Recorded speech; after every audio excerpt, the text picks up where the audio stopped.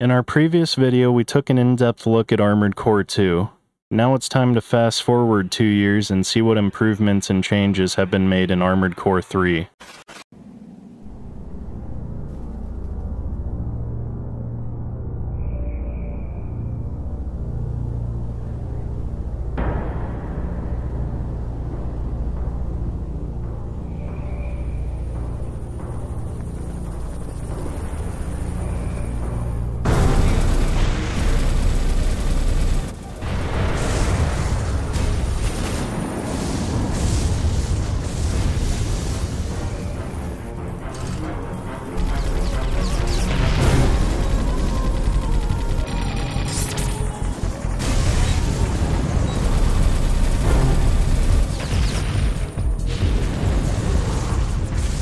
The intro shows 2 teams of ACs locked in combat with each other, and they're all equipped with newly designed parts.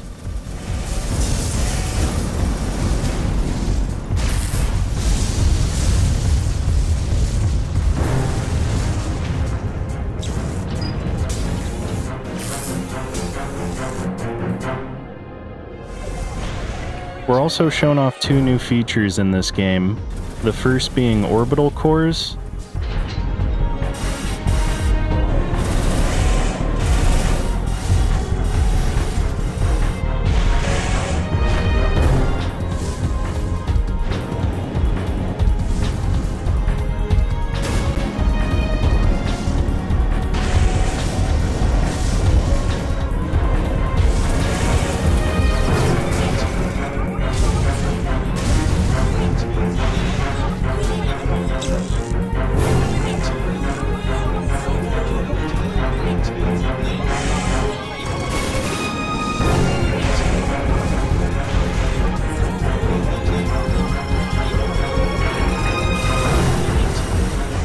And the second being the ability to drop our equipment.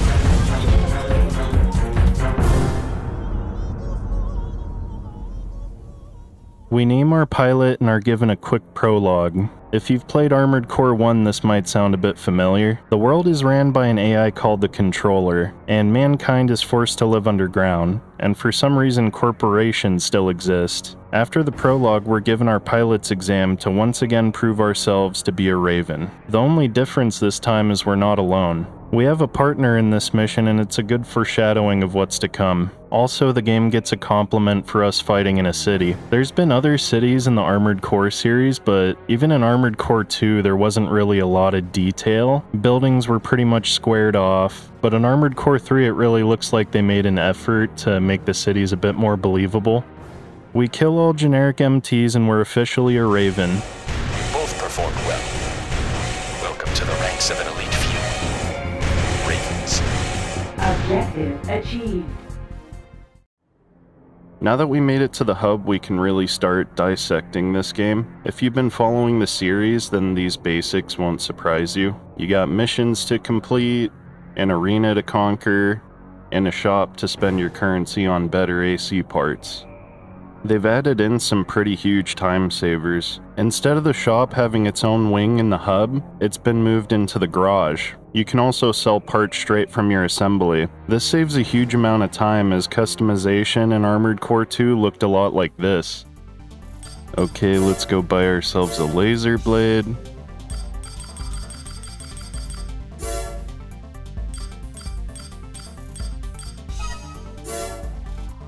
Now let's go equip it. Ah shit, I'm overweight. Let's go get some different legs. Sell these. Buy these. And back to go equip it all. And hey, there's descriptions now, so if you ever wondered what something like energy supply is, you can finally figure it out. They really needed this, so I'm glad they added it in. They also changed the arena so you can skip replays, instead of having to go through a whole loading screen and then cancel it. This saves about 10 seconds each time, and when you realize there's 72 arena contestants, it definitely adds up. There's also a lot more missions that take advantage of the hover legs now. There was only a couple of them back in Armored Core 2, but Armored Core 3 has quite a few missions where it's almost required to have hover legs. Also, overheating is more of a thing in this game. There's a few missions and arena fights where having a good radiator would be really beneficial, so definitely get yourself a good radiator, after you buy some of the more important parts, that is. Your arms can now be painted individually from one another, so if you want to do some cool color pattern, you can. It's a nice little feature. So now onto the bigger changes. This game's a reboot, so there's new enemies, like these MTs that turn invisible. The head crabs got a visual upgrade. There's these creepy spiders that are the size of a 2-story building. There's another one that's like the size of a 10-story building. It's funny because in Armored Core 2, the organic life forms just kind of looked like robots themselves. And these other weird flying things that will drop down to the ground and shoot lasers at you. And jets actually look like jets now, so that's pretty cool. All the parts are new, or they're remodels of previous games. Some of the remodels don't look as good though. Like, look at this chain gun from Armored Core 2 compared to Armored Core 3.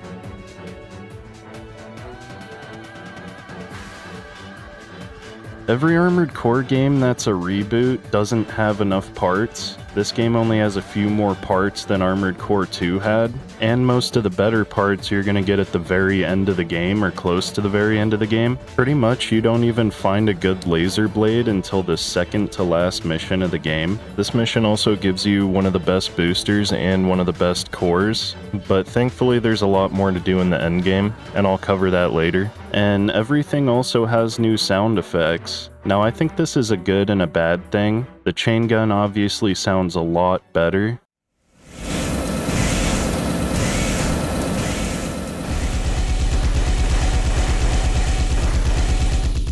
And weapons in general just kind of sound a bit more realistic, or maybe have a bit less bass to them. But that also means iconic weapon sounds like the Kurosawa firing are now changed.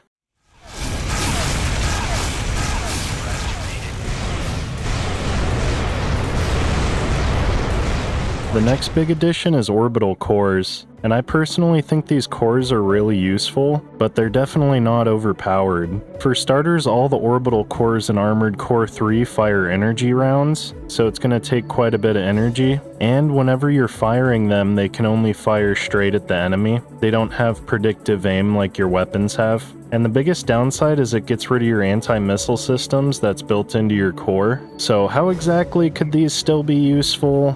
Well, they have unlimited ammo, or maybe I should say regenerating ammo. And the only other weapons to have unlimited ammo are the laser blades, and the laser blades were kind of nerfed in this game, or maybe it's the fact that the good laser blade you get, you have to pretty much beat the game for. And the final addition we could see in the intro cutscene is the ability to drop weapons and equipment. Now, this game has absolutely no tutorial, so the average player probably never even figured out you can do this. But this feature has become a standard in the Armored Core series. Dropping parts removes weight, which in turn increases your movement speed, and there's absolutely no fees for dropping your parts. Even if it's a solid weapon that you drop on the floor with rounds in it, it won't cost you. Maybe they got someone to come by later and pick these things up off the ground. Now, this is obviously a really useful feature, especially in this game where you have missions that are specifically to avoid missiles for a certain amount of time. And if it's not your first time playing this game, you can make a well-rounded mech and just drop whatever you don't need for that mission.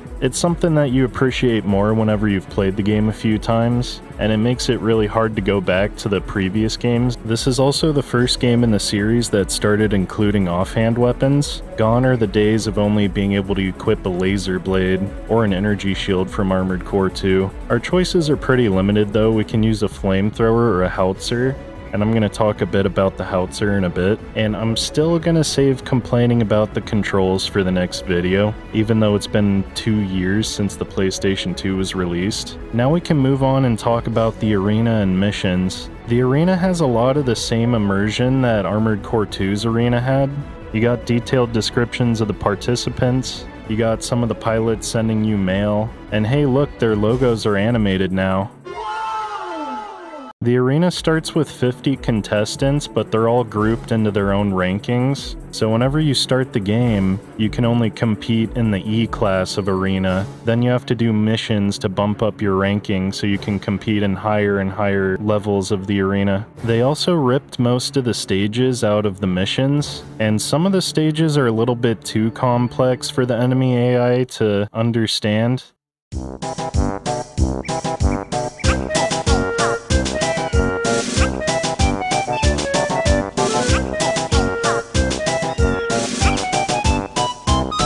A couple of my favorite stages are this desert wasteland stage, where it has very low visibility, and the water dam that we saw in the missile training mission. And man, they really did the arena stage dirty in this game. I hopped over to the multiplayer versus section because you can actually play single player there, and there's a different arena map.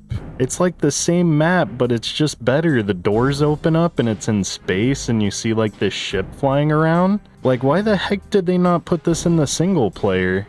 Now that I think about it, it's probably because the single player is on Earth. In the multiplayer, you can also drop parts on the ground and they'll actually stay there. You can come back and pick them up. And sadly, there's a few stages I wanted to check out, but the AI is too dumb to play on them. It has to be 2 players. Before I go in depth on the missions though, I want to show you just how unbalanced this game is from the very start. From the second you start the game, you can beat the first opponent in the arena that's outfitted with the exact same stuff you have. And checking the mail, you get these 2 missile launchers for free. If you go and sell all your weapons and radar, you can buy a howitzer and a machine gun. And these are good enough to pretty much carry you through the whole game. This game did a lot better at balancing, but with the howitzer and the machine gun, I guess they just overlooked it for some reason. So if you have years of experience using the claw technique on controller, you can pretty much plow through this whole game.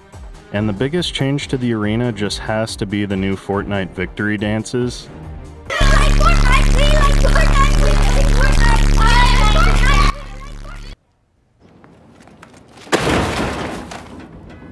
Now it's time to move over to the mission side of things. There's 49 missions total, which might have been a little bit too much. Some of the missions are just boring, like this mission that has you defending the arena for like what feels like 5 minutes. We also have this escort mission, which is totally a ripoff of that movie Speed. Pretty much a transport is going too fast and it can't slow down, or else it'll explode. 50!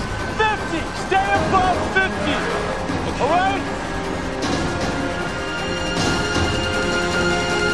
You gotta clear debris off the road and kill some MTs. There's actually 3 of these escort missions, and I honestly don't remember a single escort mission in any of the previous Armored Core games, but one of them I actually liked. You have to escort this transport that's carrying some newly engineered alloy back to base, and you're going through a city killing MTs, and then you get surprised by an AC. But the cool part about it is even if the convoy gets destroyed, you can just pick up the alloy and carry it over to the base. This game also takes a little bit too much inspiration from Armored Core 1. Both of the starting missions in AC1 are ripped over, and it's pretty easy to tell the similarities. They even brought over the modified crane enemy. Some mission locations are used multiple times, and even on top of that, a lot of them are used in the arena. I mean, I feel like these areas are more detailed than Armored Core 2, so it's honestly just a trade-off. So moving over to the positive side of things, you can hire backup in about 1/3 of the missions. In the beginning of the game, it's usually MT pilots, but as the game goes on, some of them upgrade into AC pilots, and then you can hire them in missions. And something that's also new is at the end of some of the missions, you'll get a request to partake in an urgent mission assignment that's close by. They usually reward you pretty good, so they're worth doing, and it really just adds to the believability of the world that they created.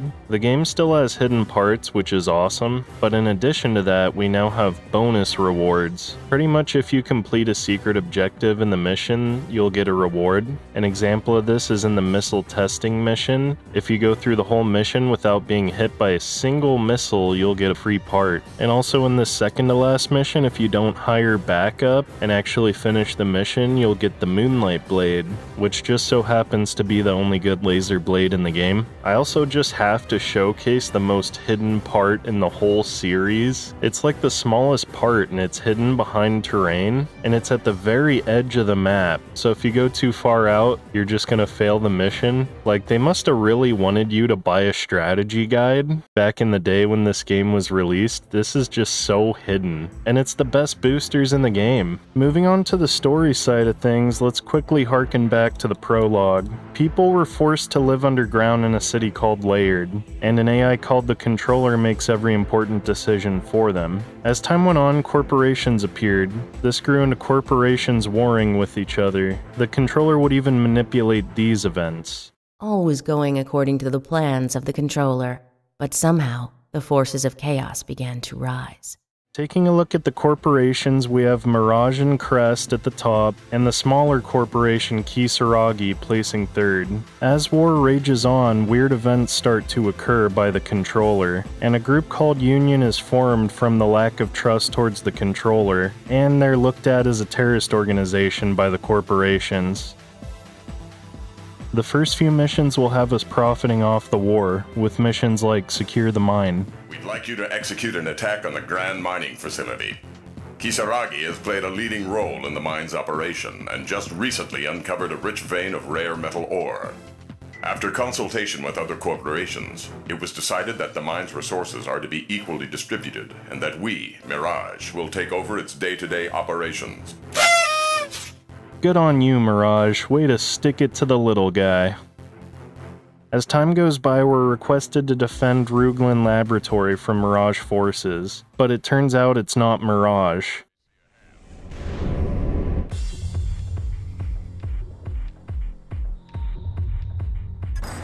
This is Nightflyer. I need backup. Watch yourself. This is no ordinary AC. This AC is equipped mostly with high top-of-the-line parts and Human Plus type traits that make the fight extremely dangerous. You're not supposed to win this fight your first playthrough, and are instead suggested to run away. The gates are unlocked. Evacuate immediately. If you do manage to defeat him, you get rewarded with a laser rifle, which is pretty cool. So this AC has no records, and it's most likely controlled by the Controller itself. This is the main point in the story where the Controller's decisions really start becoming questionable, and we start siding more with Union. We're sent on a joint effort mission between Union and Mirage to assist in the capturing of the Controller's location that's being held at Crest Data Storage Facility. Other Ravens are hired on this mission to do their part, and you get a sense of panic and urgency as you hear other pilots fail, and you have to make up for their failure. Sector N32.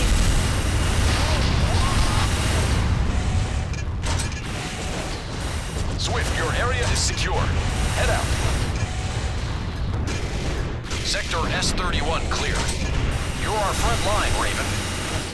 You complete the objective, but Mirage pussed out, so the mission turned into a total failure. And all through this, the health of the Controller just continues to worsen, even getting to the point where it's targeting critical infrastructure that keeps humanity alive. Mirage hires us to investigate some ruins to locate a passage that leads to the heart of the Controller. It's a long shot, but it's worth a look, and we get some backup in case anything goes wrong on this mission. And hey, it's one of those MT pilots that upgraded to being an AC pilot. I knew they wouldn't be enough. Rebels like yourself have outlived their uses. Thinking you could destroy the Controller? What a fool idea! There's no place for you in this world. Betrayal.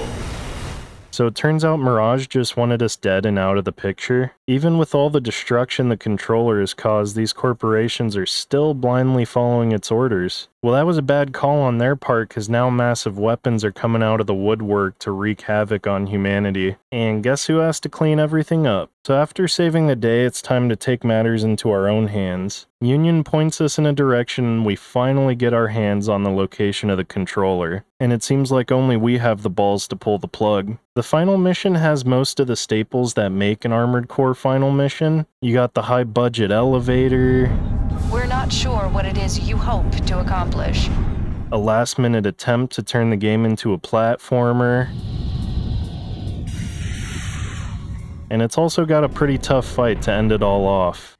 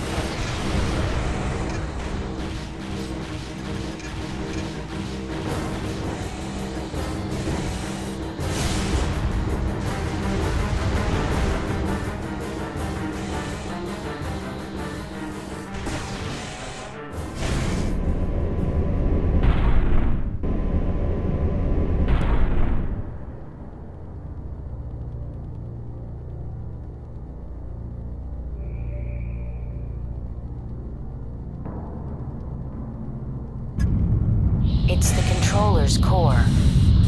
That shield looks impenetrable, though. But the pillar...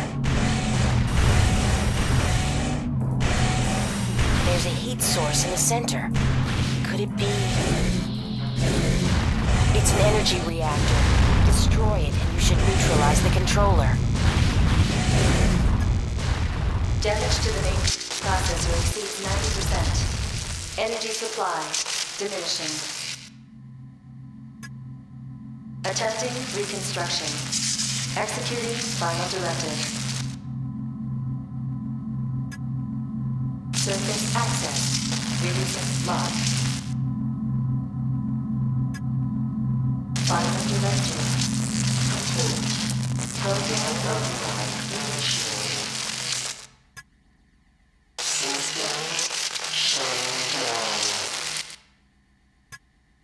What was that? Something about the surface?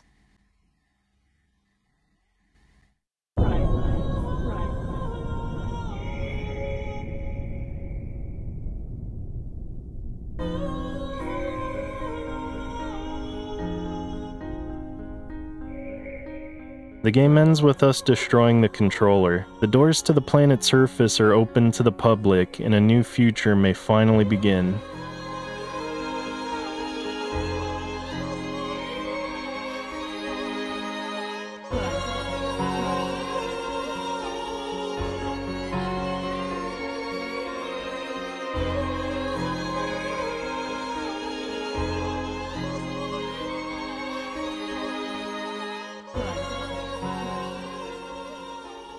You see some credits roll and we can load our save like always. Now what I love most about Armored Core 3 is how much you can do after beating the game. Checking the mail, we're told about a new AC pilot in the arena called Exile. Some mysterious person wants us to defeat him, and if we're having difficulties, we should try the new OP Intensify optional part. He says using this new AC part might be frowned upon, and I'm definitely going to go into more detail on that in a bit, but looking at Exile, this is easily the hardest fight in the game. Now the main difficulty comes from how fast he can turn in his AC, paired with the really good machine gun that'll just shred up your health, and the Moonlight Blade, but he also has these broken extensions. What they do is make it so that opponents can't lock on and target you. So in other words, this guy might as well be invincible for like the first 2 minutes of the fight. So yeah, maybe we'll go try out this frowned upon optional part. And in order to equip this thing, it takes every single optional slot. And going back to try the fight again, it's even tougher than the first time. So what exactly is this Intensify optional part?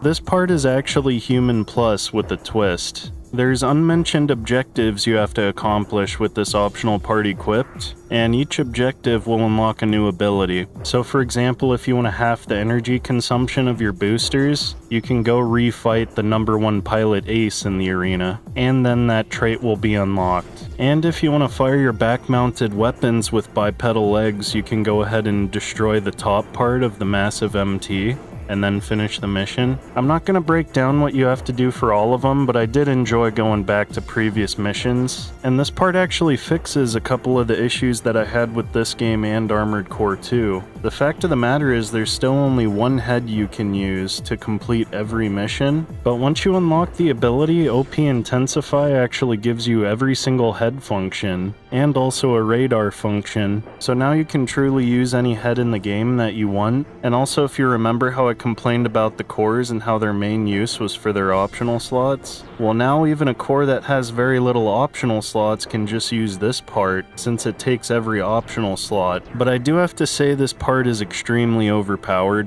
If they would have just nerfed the booster efficiency, increased to cooling, and turning speed to about half of what it is, and not included things like improved target accuracy and enhanced core missile interception, then I think this part would have actually been balanced. But due to this part's overpowered nature, OP Intensify and Human Plus will no longer exist in 2 games, and it really didn't need to be this way. If they would have just put in some more thought to balancing it, then it could have been a good permanent addition to the series. And even though this part is overpowered, I wouldn't suggest using it 100% of the time. If you're using an AC that uses energy weapons, you might benefit more off the optional parts that increase energy weapon damage, fire rate, and reduces the energy consumption. And if you're not taking advantage of using the back-mounted weapons, you might be better off using the optional part that increases your lockbox and reduces your lock speed. So what other endgame stuff is there to do after finishing the game? Well, I already mentioned Exile, and you guys probably already know by now that you can go back and replay missions that you missed or that you failed in. But something that's different about missions is there's actually a ranking system now, and I'm not really sure if it unlocks anything if you S-rank all the missions. I tried to look it up online and I just couldn't find anything, so maybe somebody in the comments can clarify.